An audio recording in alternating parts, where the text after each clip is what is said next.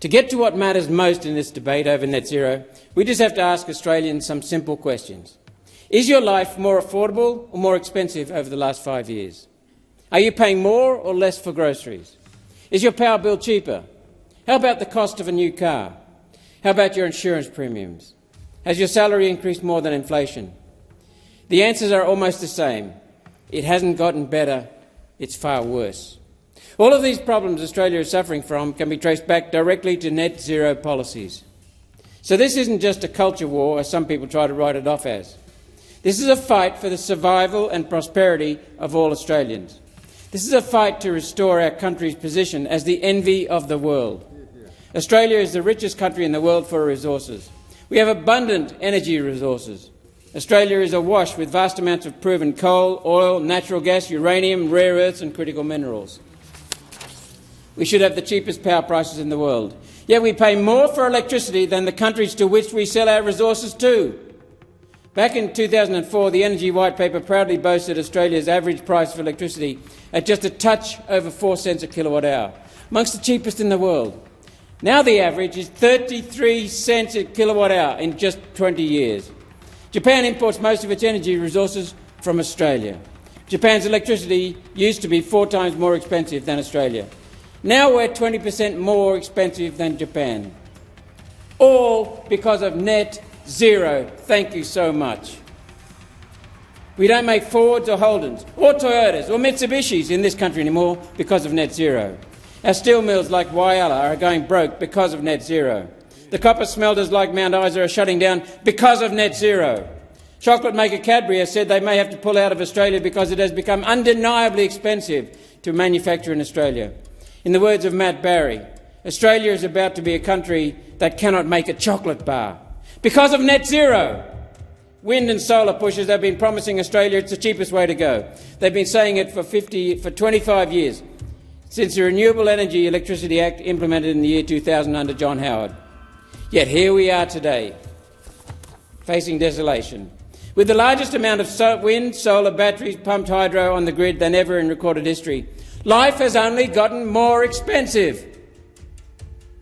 As the solar and wind and batteries and pumped hydro increase, electricity costs increase. This is the experience of every country that has gone down the path of net zero. Every country that has gone down the path of net zero. As electricity gets more expensive, good jobs in making things in manufacturing are getting shipped overseas, and life gets worse for that country. What the bloody hell is happening to Australia? Nah, seriously, mate, if you've walked into a supermarket lately and nearly fainted at the price of a punnet of strawberries or filled up your car and then stared at the receipt like it just personally insulted your family, you already know something's crook. But here's the real kicker. This cost of living crisis? The government wants you to believe it's just global inflation, a war here, a shortage there, a pandemic hangover. The usual song and dance. But the truth? It's staring us right in the face, and no one wants to bloody talk about it. It's net zero. Yeah, you heard that right. The holy grail of climate targets. The shining beacon of green virtue. The thing every polly from Canberra to the UN is frothing over like it's the second coming of Vegemite. Well, what if I told you this entire net zero crusade is costing you more than just a few bucks on your power bill? It's gutting your wallet, strangling our industries, and slowly turning Australia into a nation that can't even make a bloody chocolate bar. Sound dramatic? Good. Because it is. Before we tear the lid off this net zero disaster, where Aussie factories are shutting down, power bills are exploding, and the government's too busy virtue signalling to notice, smash that like button like you're slapping a carbon tax on Canberra itself. Subscribe if you're done funding climate fantasies with your grocery money. And grab the Make Politics Honest Again shirt, links in the description. Let me take you back a bit. Australia, the lucky country. Richest bloody patch of land on Earth when it comes to resources. We're sitting on coal, gas, uranium, iron ore, rare earths, the stuff entire empires would kill for. We should be the energy powerhouse of the planet. Our power bills should be dirt cheap. But guess what? They're not. They're among the highest in the bloody world. And why? Because we've decided to stop using the very thing we're rich in. We've shackled ourselves to an ideology that says wind and solar, built with components made overseas, is better than using the coal we dig up in our own backyard. Mate, it's like owning a brewery and dying of thirst. Back in 2004, our electricity prices were among the cheapest, just over 4 cents a kilowatt hour. Now it's pushing 33 cents. That's a 700% increase. Meanwhile, Japan, who buys our gas and coal, is paying less than us for power. Let that sink in. We sell them the fuel, they burn it, and they get cheaper power than we do. But hang on, it gets worse. You remember when we used to make stuff here? Fords, Holdens, Toyotas, Australian Steel, Aussie-made fridges, gone one by one, shut down, shipped off, or priced out, because the cost of energy went through the bloody roof. Do you know what Cadbury said not long ago? They might have to pull out of Australia. That's right, we're becoming the kind of country that can't even make a block of chocolate. Not because we don't want to, not because people aren't buying, but because the bloody power bill's too high. And what's Canberra doing about it? Bugger all. Instead, they're doubling down. More wind, more solar, more batteries, more taxes. They say it's the only way to save the planet. But who's saving the Aussie battler trying to keep the lights on or run a small business? Who's saving the pensioner who has to choose between heating and eating? No one. Because net zero isn't about saving the planet anymore, it's about saving face. It's a virtue signaling contest on a global scale, and we're the ones footing the bill. And don't even get me started on the lies they fed us. Remember when they said renewables would be the cheapest option? Said it so many times it started sounding true. But every time a new solar farm pops up, or they slap another battery on the grid, guess what happens? Your bill goes up. It's not a coincidence. It's a pattern. And every country that's followed this same net zero script, from Germany to the UK, is now facing energy shortages, blackouts, and industries on life support. But here's the part they really don't want you to hear. This net zero obsession isn't even homegrown. It's being pushed on us by global organizations, unelected bureaucrats in Europe or Geneva or wherever, telling Aussies what to do with our own land and resources. Who voted for them? No one. But they get a louder voice in our policies than the bloke running a farm in Dubbo or a cafe in Geelong. We've been told net zero is a moral obligation, that we need to do our part. But mate, China's building new coal power plants faster than you can say climate summit. India too. And they're not apologizing for it.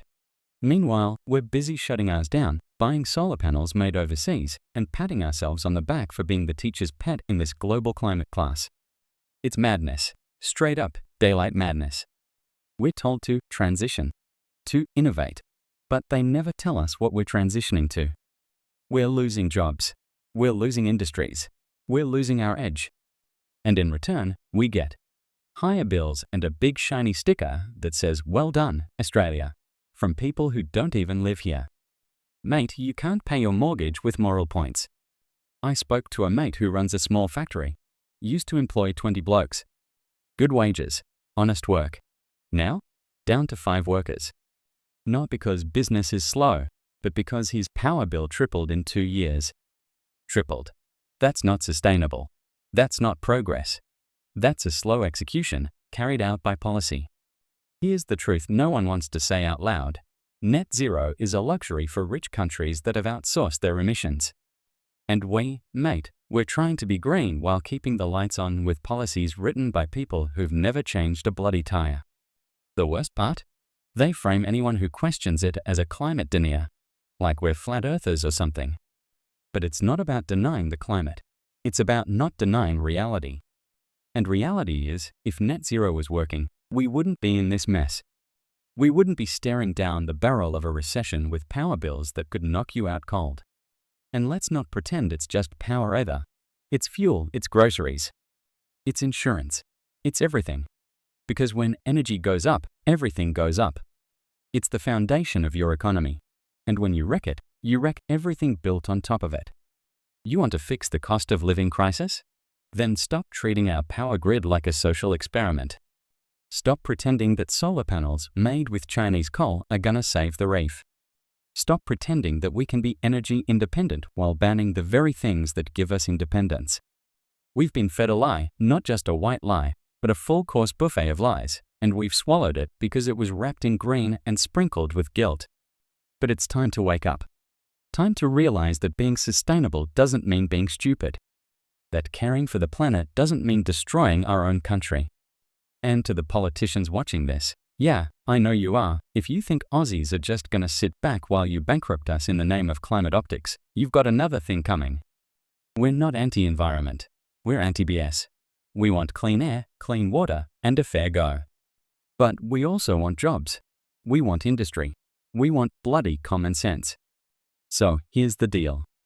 Until you can show us a net zero policy that brings down power bills, grows jobs, and keeps manufacturing here, not in China, we're not buying it. Literally. We can't afford to.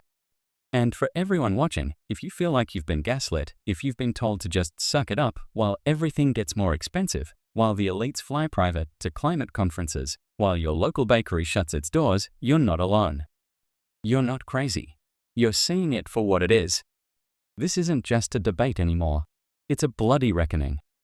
And if we don't start talking about it, loudly, unapologetically, and with all the fire it deserves, we're going to wake up in a country we don't recognize, run by people we didn't elect, enforcing policies we never agreed to, all in the name of a net zero future that forgot to include you in the plan. So hit that like button if you're sick of the lies.